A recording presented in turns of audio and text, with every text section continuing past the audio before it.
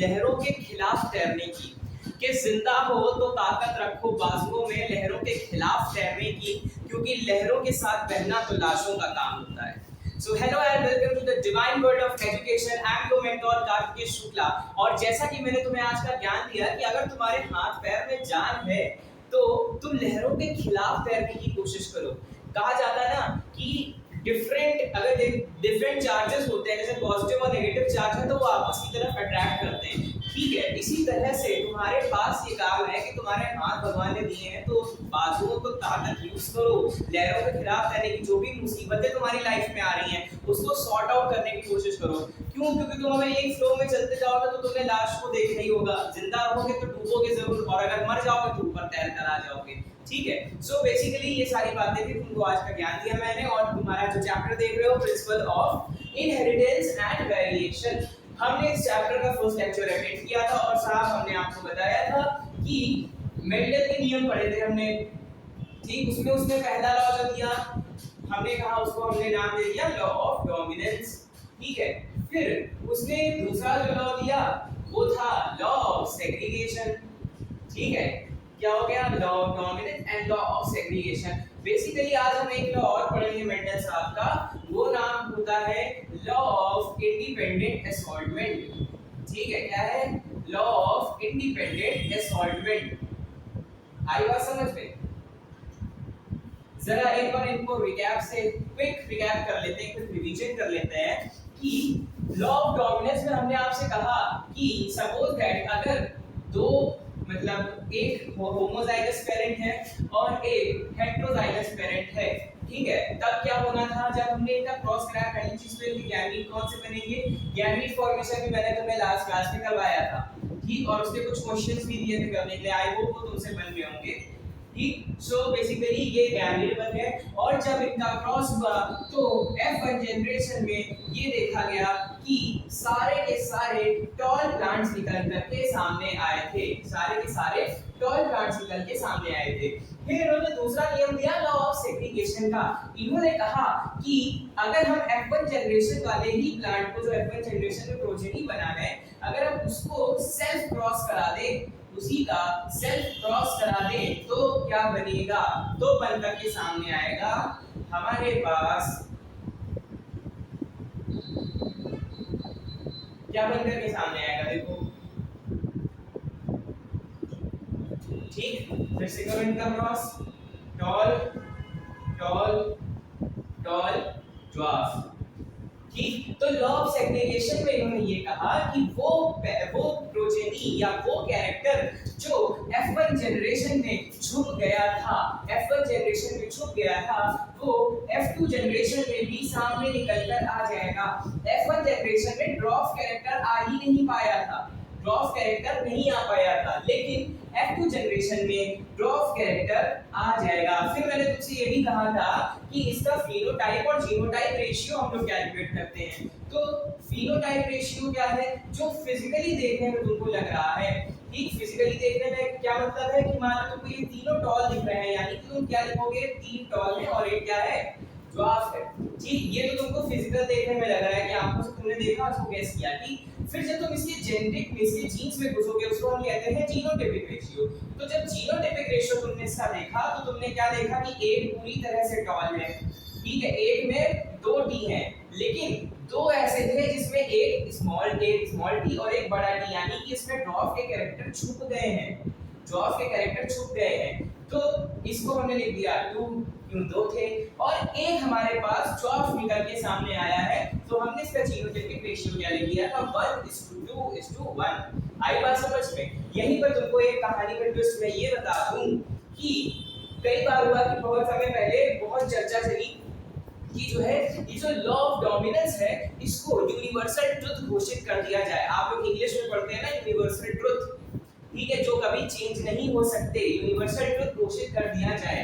काफी समय तक इसको यूनिवर्सल ट्रुथ भी माना गया, लेकिन अगेन मैंने क्या बताया, इसको यूनिवर्सल ट्रुथ माना गया, लेकिन थोड़े समय बाद इस लॉ के कुछ एक्सेप्शन सामने निकल कर आने लग गए, इस लॉ के कुछ एक्सेप्शन सामने निकल आए, इसलिए इसको यूनिवर्सल ट्रुथ की कैटेगरी से हटा दिया गया, इसको यूनिवर्सल ट्रुथ की कैटेगरी से हटा दिया गया। फिर किसको माना गया? लॉ ऑफ सेग्रीगेशन को कंसीडर किया जाता है अब यूनिवर्सल ट्रुथ, यूनिवर्सल ट्रुथ। आई बात समझ में? यूनिवर्सल ट्रुथ माना गया। क्यों माना गया? क्योंकि ये चीज हर उसमें देखने को मिली कि F1 जनरेशन में जो भी प्रोजेनीज या जो भी कैरेक्टर्स छुप गए थे वो किसमें निकल कर आ गए? F2 जनरेशन यानी लॉ ऑफ सेग्रीगेशन में निकल के सामने आ गए। इसलिए हम क्या कहते हैं? We consider that law of segregation is a universal truth, it can't be removed, it can't be changed. ठीक है, सो ये है तुम्हारा मेंडल के कुछ नियम। अब देखो जरा ये लॉ ऑफ इंडिपेंडेंट असॉर्टमेंट पढ़ने से पहले एनसीईआरटी के साथ चलते हैं। थोड़ा एनसीईआरटी क्या कह रही है तुमसे। एनसीईआरटी ने कॉन्सेप्ट दे रखा है तुमको टेस्ट क्रॉस का और बैक क्रॉस का। ठीक है, टेस्ट क्रॉस का और बैक क्रॉस का कॉन्सेप्ट दिया है। चलिए समझते हैं जरा कि बैक क्रॉस क्या होता है।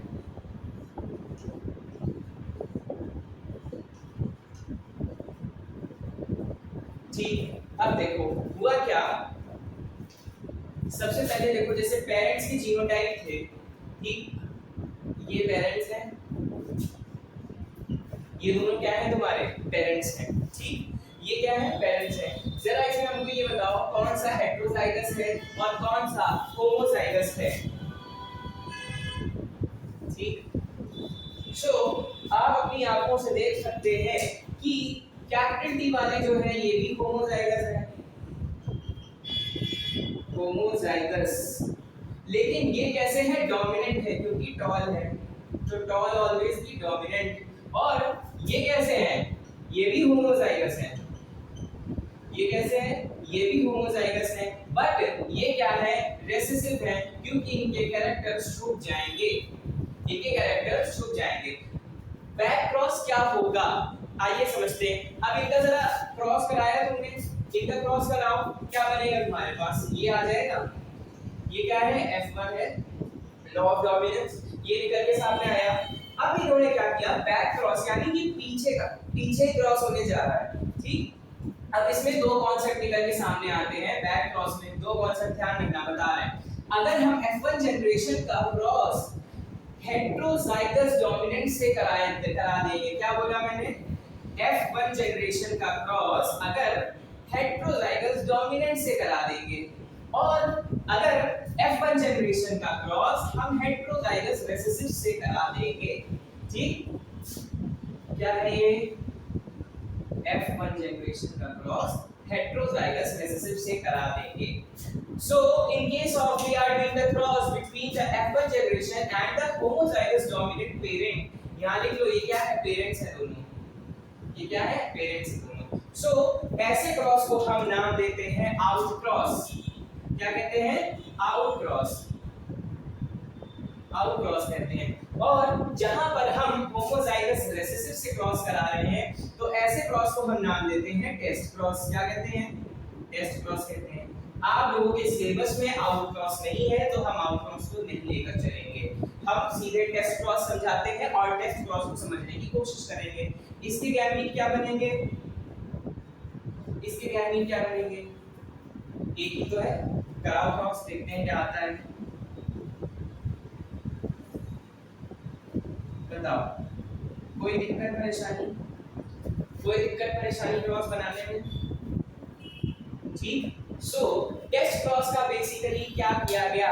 सो टेस्ट क्रॉस के लिए एक लाइन ये तो लिखे है ना, perform to identify the genotype of a plant with in a dominant phenotype. Dominant phenotype को identify the genotype of a plant with a dominant phenotype. ठीक, फिनोटाइप कैसा था? डोमिनेंट था। फिनोटाइप कैसा था? डोमिनेंट फिनोटाइप से जब क्रॉस कराया गया, फिनोटाइप डोमिनेंट फिनोटाइप से क्रॉस करा रहे हैं, सो क्या निकल के आ रहा है सामने? हमारे पास ये लक्षण निकल के सामने आ रहा है। इसमें हम क्या कह रहे हैं कि एक प्योर टॉल बन ही नहीं रहे, ये ध्यान रखना, प्योर टॉल नहीं बन रहे हैं। ठीक, ये कैसा है? No pure tall. Pure tall मतलब ये नहीं दिख रहा है, समझ में आया? इसलिए इसको टेस्ट क्रॉस कह रहे हैं। और ये क्या है? ड्वार्फ है। सो बेसिकली इसमें ये आया कि हमने देखा 50-50% का रेशियो बनकर के आ रहा है, मतलब 50% टॉल है और 50% कैसे है? ड्वार्फ है। ठीक, तो रेशियो कितना आया? 1:1 आएगा समझ में? ये होता है तुम्हारा टेस्ट क्रॉस। ठीक, ये क्या है तुम्हारा? टेस्ट क्रॉस है। ध्यान रखना कि हम क्या कर रहे हैं, F1 जनरेशन का क्रॉस किससे करा रहे हैं? होमोजाइगस रिसेसिव से करा रहे हैं। तो टेस्ट क्रॉस में क्या निकल कर आ रहा है कि 1% जो है वो हमारे टॉल बनेंगे और 1% हमारे क्या बनेंगे? ड्वार्फ बनेंगे। But there is no pure tall, no pure tall. Okay, आई बात समझ में? दो बार मैंने बोला नो प्योर टॉल, तीसरी बार तुम खुद बोल के समझ लेना। ठीक, अब देखो बैक क्रॉस हो गया। अब चलते हैं जरा तुम्हारे डाइहाइब्रिड क्रॉस पे। ठीक, अब जरा चलते हैं हम डाइहाइब्रिड क्रॉस पे, देखें जरा भाई डाइहाइब्रिड क्रॉस क्या कह रहा है। चलो, when we are talking about dihybrid cross,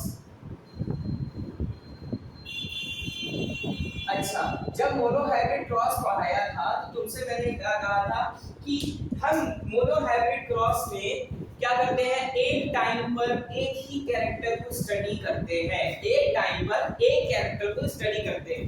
but dihybrid cross में हम क्या करने वाले हैं? We are going to study two different characters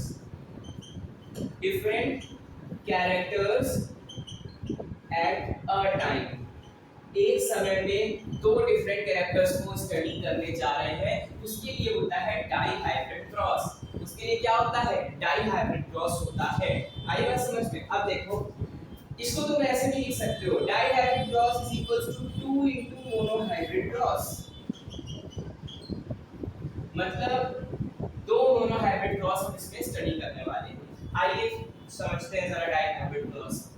इसके जीनोटाइप भी अलग बनेंगे, इसके फिनोटाइप भी अलग बनेंगे। सपोज दैट हमने एक कैरेक्टर ले लिया, एक कैरेक्टर हम लेके चलते हैं सीड शेप का।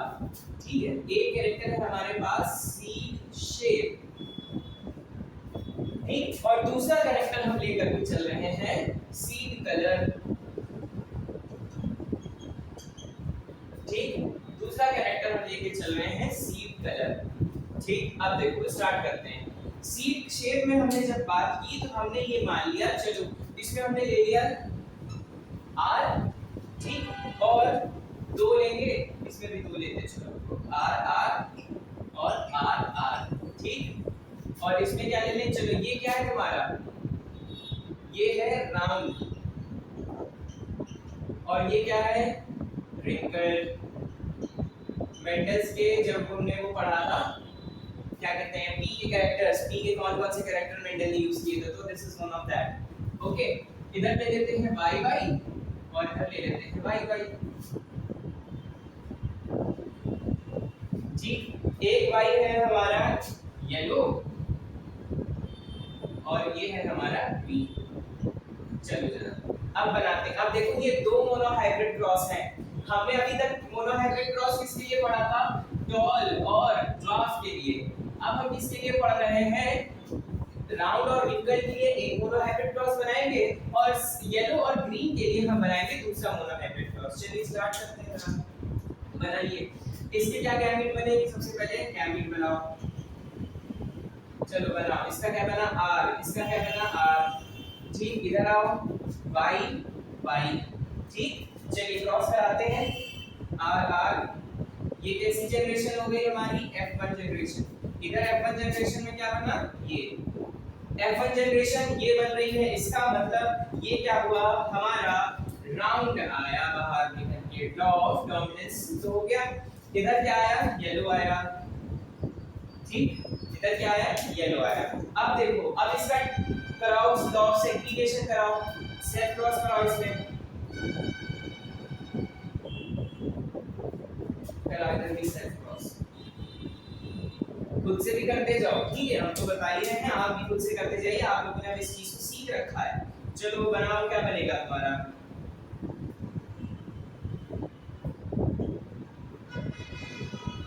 ठीक है, क्या बना? निकल के देखो, आर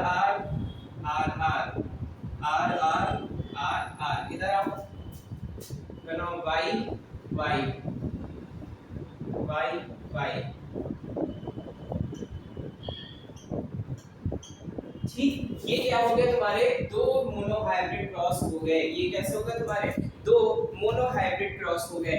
इधर आकर के जरा ये देखो इसका जीनोटाइप क्या बनाओगे। ये कैसे तुम्हारी जनरेशन F2 जनरेशन है, F1 जनरेशन, ये F2 जनरेशन। ठीक, अब देखो इनका जीनोटाइप लिखो। जीनोटाइप क्या निकल कर आया, जीनोटाइप क्या बताया था 1/4 is to 2/4 is to 1/4। इधर जीनोटाइप सेम ही बनेगा 1/4 is to 2/4 is to 1/4। ठीक, और इधर फिनोटाइप क्या बनेगा, फिनोटाइप देखते जाओ 3/4 is to 1/4। इधर आओ फिनोटाइप 3/4 1/4। अब देखो सही बात, ठीक, ये तो तुम्हारे जीनोटाइप जो है ये दोनों मोनोहाइब्रिड के जीनोटाइप हैं, अलग-अलग मोनोहाइब्रिड के हैं। अब हम इनको कंबाइनली क्या करेंगे, अब हम इनको कंबाइनली बनाएंगे किसका जीनोटाइप, डाइहाइब्रिड क्रॉस का जीनोटाइप रेशियो। ये नंबर्स ध्यान रखना, अब हम इसको मल्टीप्लाई करते हैं। ठीक, चलो देखो कैसे मल्टीप्लाई करेंगे।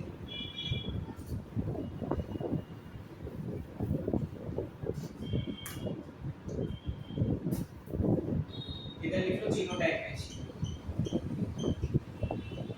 पहले जीनोटाइप करते हैं फिर फिनोटाइप करेंगे। ठीक, अब देखो जीनोटाइप में सबसे पहले हमने क्या देखा था, क्या आ रहा था, चलो जैसे मान लो ये हमने राउंड और निकल्ट जो इधर वाला था राउंड और निकल्ट इसका ये ले लिया 1/4। चलो इसका जरा 3 थे ना 1/4 2/4 और ये क्या था तुम्हारा 1/4। चलो कराओ मल्टीप्लाई। अब ऐसे ही इधर क्या था 2/4 था, फिर से उनका मतलब मल्टीप्लाई कराओ।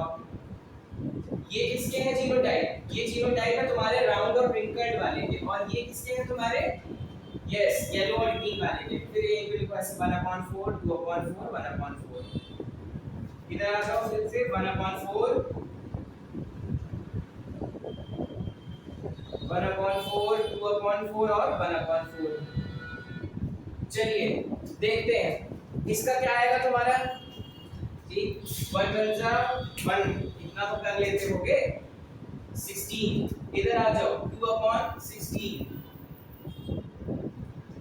2/16। ठीक है, फिर आओ इधर, इधर क्या बना तुम्हारा 1/16, फिर 1/16 2/16 1/16 सॉरी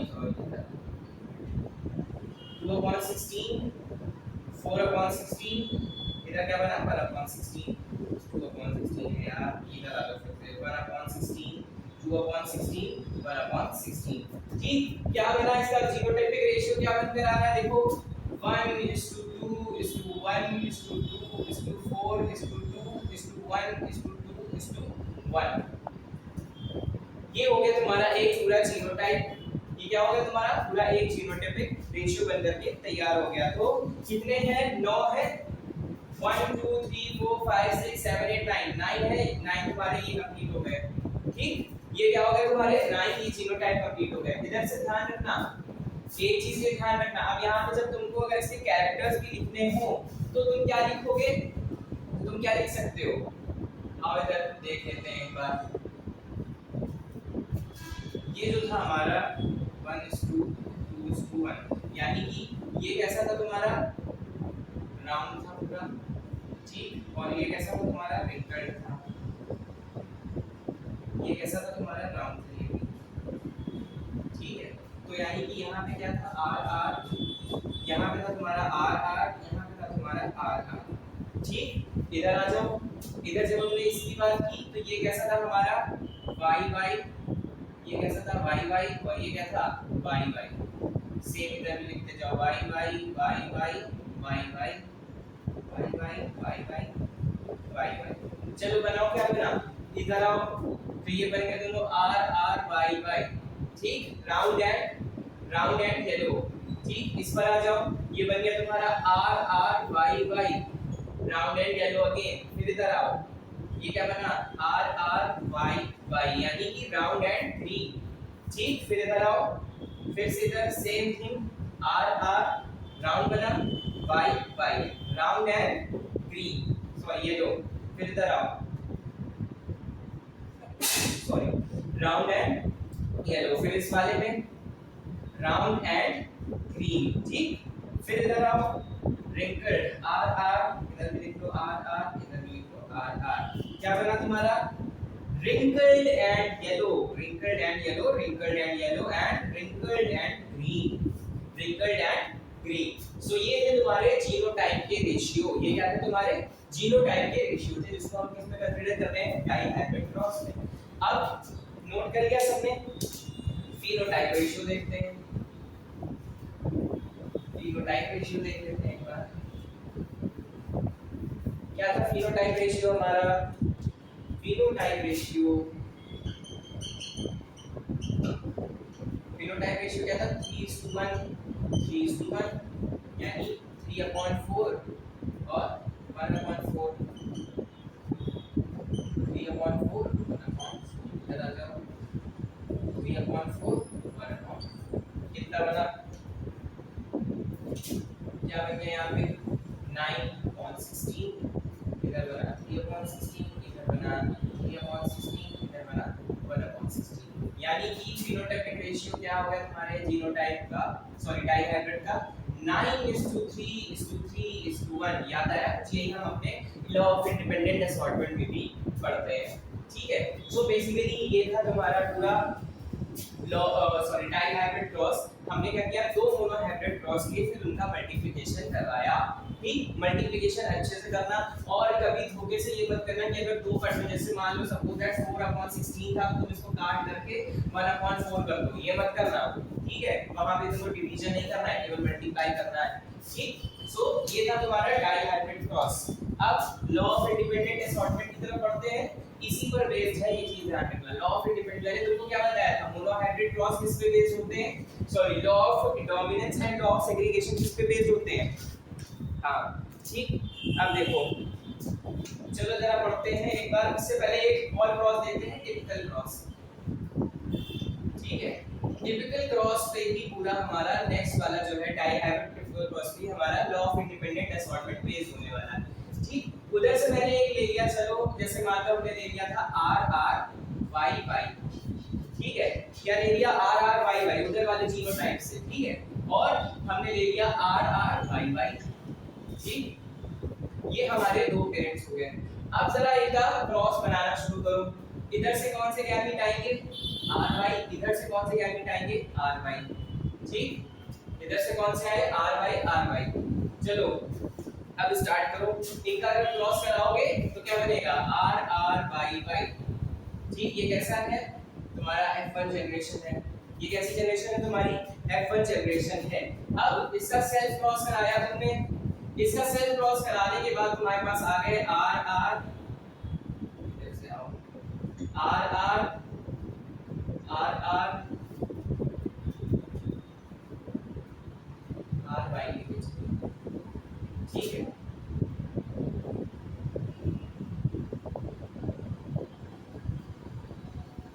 ठीक, कौन कौन से आ गए तुम्हारे पास? ये चार निकल के तुम्हारे पास सामने आ गए। ठीक, इसका क्रॉस कैसे कराओगे? ध्यान रखना, पता है कि नहीं पता है? कुछ नहीं पता तुमको?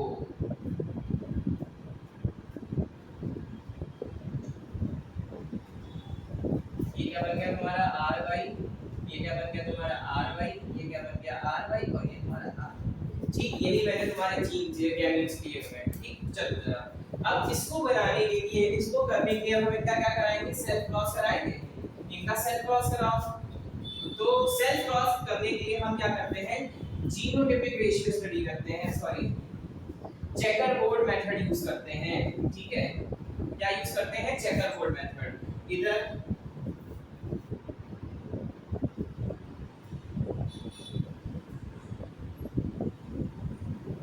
चलो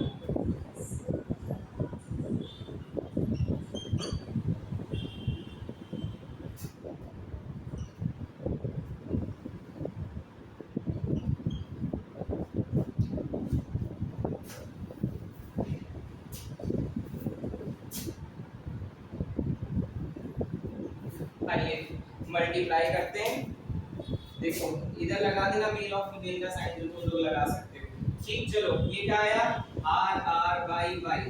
ठीक, इनका कराओ, capital R capital R capital Y small Y, इधर आ जाओ, capital R small R capital Y, फिर इधर क्या हुआ आर आर वाई वाई, ठीक, फिर इधर आओ, कैपिटल वाई स्मॉल वाई, फिर इधर capital R small Y, capital R capital Y small Y, फिर इधर कैपिटल आर स्मॉल वाई, ठीक। Now this side capital R small R Y Y, फिर इधर capital R capital Y small Y, small R capital Y, then small R capital Y small Y, इधर आ जाओ, ये दोनों ये है तो आर आर वाई वाई, फिर नेक्स्ट इधर आर ये आएंगे दोनों आर वाई, फिर ये आर देखो ध्यान से समझना, ये कैसे हैं तुम्हारे पिवोटॉल, ये कैसे हैं तुम्हारे पिवोटॉफ, सॉरी इसको हम कहेंगे पिवोटॉल पिवोटाफ क्या कहते हैं, इसको हम कहेंगे तुम्हारे, ये है तुम्हारा राउंड एंड येलो, ये तुम्हारा राउंड एंड येलो है, और ये क्या है तुम्हारा रिंकल्ड एंड ग्रीन, यही दोनों तुम्हारे ऐसे हैं जो क्या है तुम्हारे, जो क्या बनेंगे तुम्हारे, बोलो, ये बने जा रहे हैं तुम्हारे होमोजाइगस, ये कैसे हैं तुम्हारे होमोजाइगस हैं,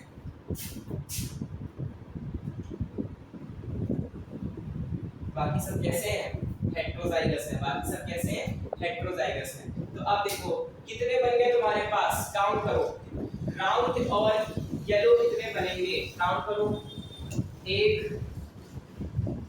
2 3 4, ठीक है, 1 2 3 4 5 6 7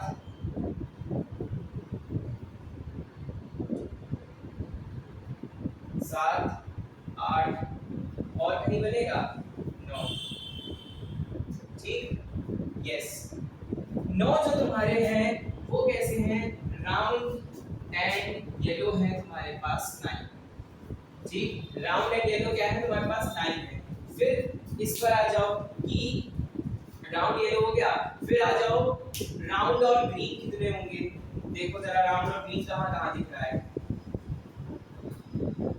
राउंड और ग्रीन 1 2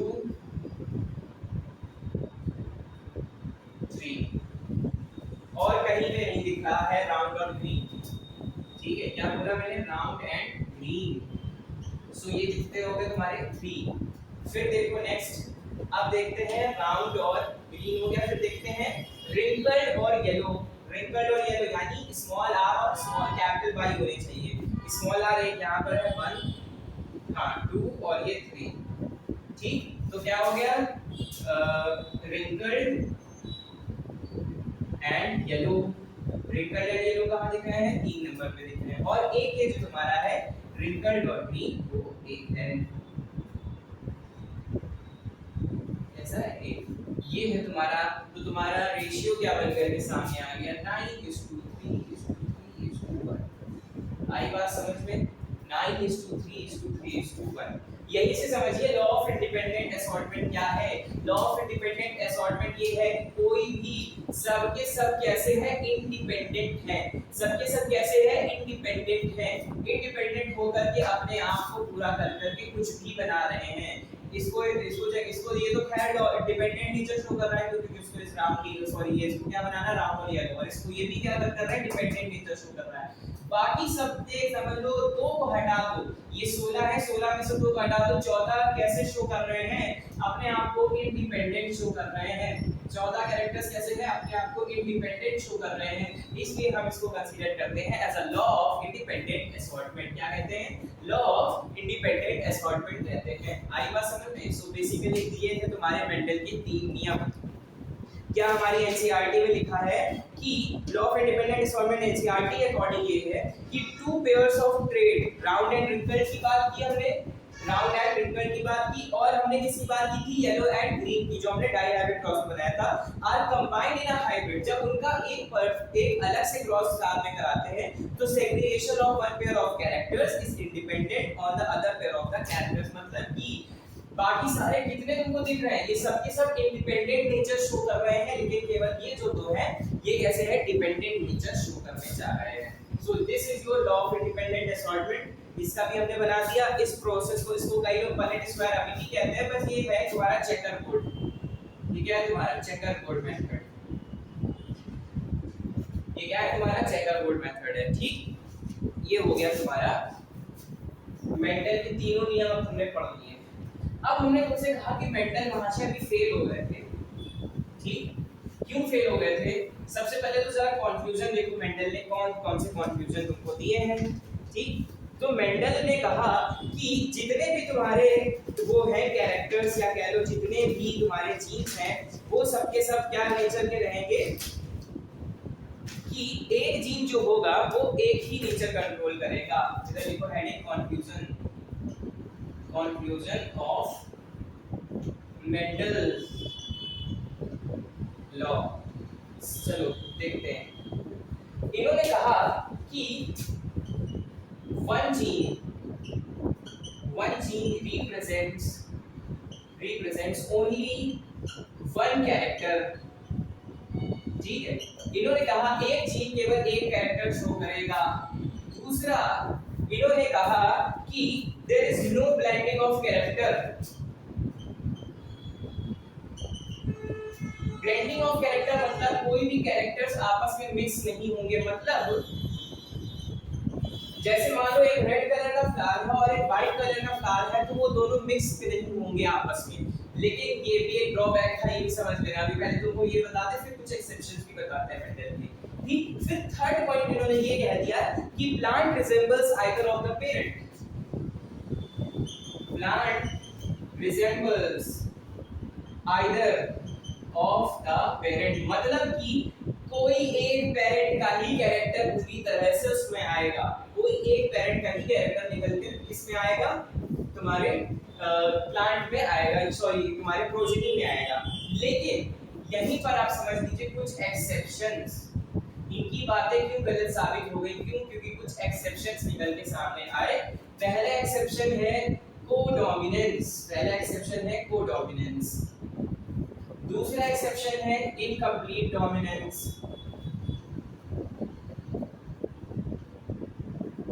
तीसरा एक्सेप्शन है पेरियोट्रॉपी,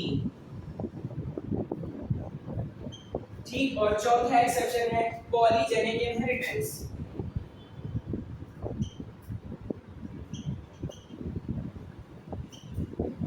सबसे पहले तो इन्होंने जो कोडोमिनेंस, मतलब इन्होंने जो ये वाली बात की कि plant resembles either of the parent, इसमें क्या आ रहेगा, इसका एग्जांपल ले लो, अभी हम लोग समझेंगे। इसका एग्जांपल ले लो ए बी ब्लड ग्रुप, ठीक है, ए बी ब्लड ग्रुप एक ह्यूमन, ठीक है। अभी आप समझते हैं ये क्या है। इनकी ये वाली लाइन याद रखना, ये वाली लाइन जो है वो कोडोमिनेंस उसका ही एक बेस्ट वो है exception. Incomplete dominance, incomplete dominance इन्होंने ये भी चीज कही, ब्लेंडिंग ऑफ कैरेक्टर नहीं हो रहा था, तो इनकम्प्लीट डोमिनेंस में ब्लेंडिंग ऑफ कैरेक्टर हुआ, ब्लेंडिंग ऑफ कैरेक्टर्स। पीरियोट्रॉपी में ये हो रहा था कि one gene control more than one character, जो इन्होंने ये चीज लिखी, one gene control more than one character, एक जीन जो है वो एक से ज्यादा कैरेक्टर को कंट्रोल कर रहा है। और पॉलीजेनिक इनहेरिटेंस में ये है मोर देन वन जीन, मतलब कि एक जीन से ज्यादा जीन जो होंगे वो किसी एक ही कैरेक्टर को कंट्रोल करेंगे, कंट्रोल्स वन कैरेक्टर। ये सारी चीजें हम पढ़ने वाले हैं। आज स्टार्ट करते हैं सबसे पहले कोडोमिनेंस से, कि कोडोमिनेंस क्या होता है, उसके बाद हम पढ़ेंगे बाकी की। तो हेडिंग डाल लीजिए अपनी अपनी नोटबुक में, codominance.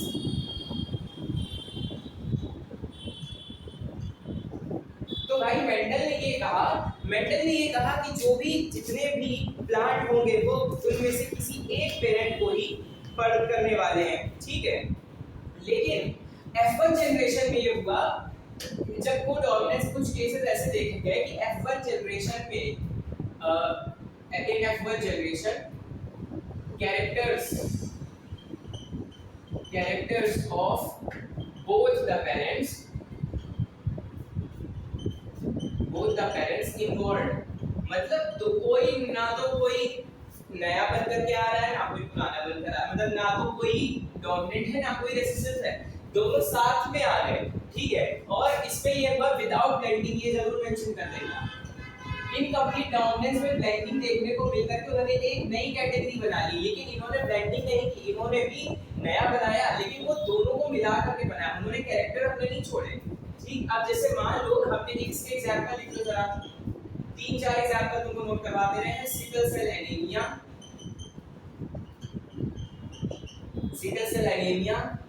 AB blood group in human.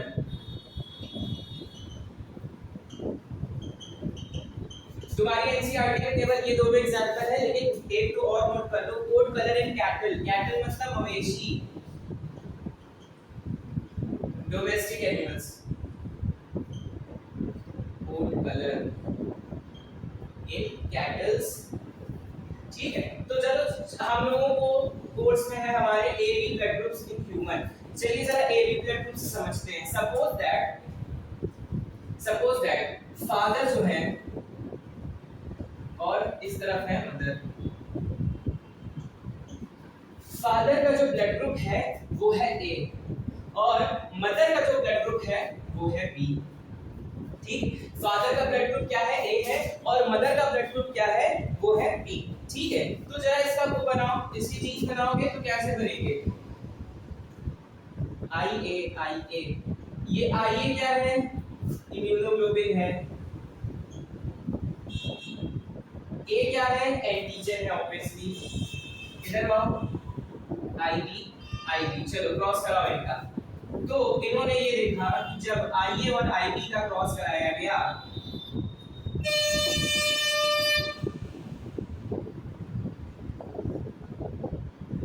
ठीक,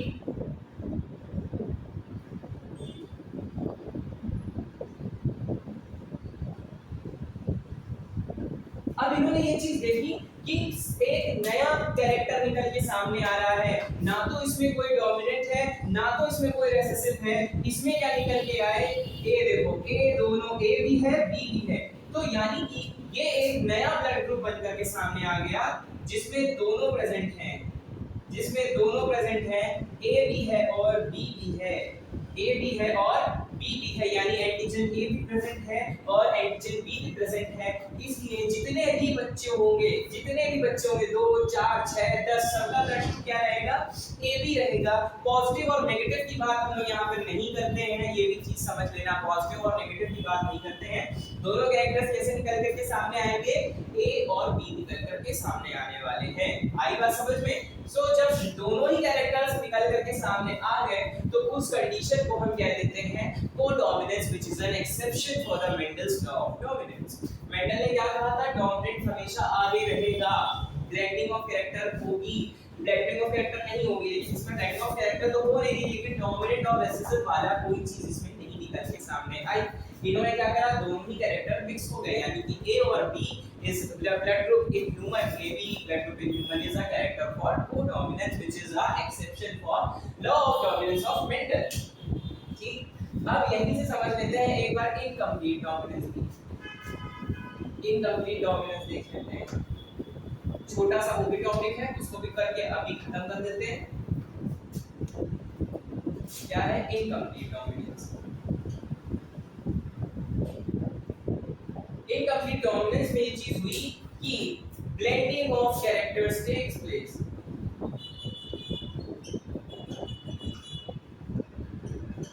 मतलब कैरेक्टर आपस में मिक्स हुए लेकिन एक नई कलर की जनरेशन सामने आ गई, ब्लेंडिंग ऑफ कैरेक्टर्स, ठीक है। देखो सपोज दैट इसका बेस्ट एग्जांपल है तुम्हारे पास मिराबिलिस जनापा, ठीक है, नाम सुना तुम लोगों ने? इसको कहते हैं मिराबिलिस जनापा,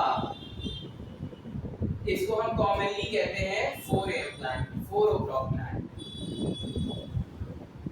ठीक है 4 o'clock। एक और प्लांट है snake dragon, snake dragon white lily है, ये चीज ध्यान रखना लिली, ठीक है। स्नेक ड्रैगन को हम कहते हैं डॉग फ्लावर, क्या कहते हैं? डॉग फ्लावर कहते हैं। साइंटिफिक नेम है एंटीरियम, ध्यान रखना क्वेश्चन आता है ये एंटीरियम, तुमको स्नेक ड्रैगन का डॉग नहीं दिया उसने एंटीरियम दे दिया। एंटी वो ये पूछ सकता है कि which of the following, मतलब नीचे 4-5 उनको दिए होंगे कॉन्सेप्ट इनहेरिटेंस से, which of the following does anti-helium recommended या anti-helium shows the which type of inheritance, ठीक। तो इनहेरिटेंस क्या है तुम्हारी? इनकम्प्लीट डोमिनेंस है। आइए समझते हैं। सपोज दैट एक तरफ है रेड फ्लावर, ठीक है, ये कैसा फ्लावर है? रेड कलर का फ्लावर है, और एक तरफ है व्हाइट कलर का फ्लावर, एक तरफ कैसा है? व्हाइट कलर का फ्लावर है, और ये क्या है? रेड है। जब इनका क्रॉस हुआ तो एक अलग ही तरह का फ्लावर निकल के सामने आ गया, और वो फ्लावर कैसा था? पिंक कलर का था। वो कैसा था? पिंक कलर का था। कभी वाटर कलर तुमने अगर करे हो, ठीक है, तो तुम लोग क्या करते थे? जैसे मान लो तुम्हें पिंक कलर बनाना है, तो पिंक कलर के लिए क्या यूज करते थे तुम? पिंक कलर के लिए क्या यूज करते थे? तुमने व्हाइट कलर या रेड कलर में पिंक व्हाइट कलर ऐड करके बना दिया, तो वो पिंक कलर बन गया। ठीक उसी तरह से जब इन्होंने रेड कलर का क्रॉस व्हाइट कलर के क्रॉस के साथ, व्हाइट कलर के फ्लावर के साथ कराया, तो इनको एक नया कलर का फ्लावर देखने को मिल गया, वो था तुम्हारा पिंक। इसका मतलब उसमें ब्लेंडिंग शो हुई, उसमें ब्लेंडिंग शो हुई। इस कैरेक्टर को हम कहते हैं पार्शियली डोमिनेंट। इस कैरेक्टर को क्या कहते हैं? पार्शियली डोमिनेंस कहते हैं। ठीक, अब देखो, अब जैसे मान लो इसी पिंक का जो है हमने क्या करा दिया? सेल्फ क्रॉस कराया।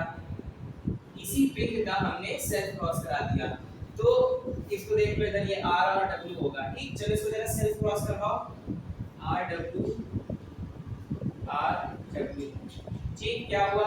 R R R W R W और ये W W, यानी कि ये कैसा रहा? रेड रहा, ये कैसा रहा? व्हाइट रहा। लेकिन ये जो RW है इसमें भी डोमिनेंसी नहीं शो हुई, ये इसने एक अलग कलर बना लिया पिंक, इसने एक अलग कलर बना लिया पिंक। ठीक है, आई बात समझ में? तो बेसिकली ये था तुम्हारा इनकम्प्लीट डोमिनेंस का पूरा डिटेल। हमने आज और बहुत सी चीजें पढ़ी। हमने पढ़ा सबसे पहले डाई हाइब्रिड क्रॉस क्या होते हैं, डाई हाइब्रिड क्रॉस के बाद हमने आगे पढ़ा कि तुम्हारा टिपिकल क्रॉस या लॉ ऑफ इनकम्प्लीट डोमिनेंस क्या रहेगा।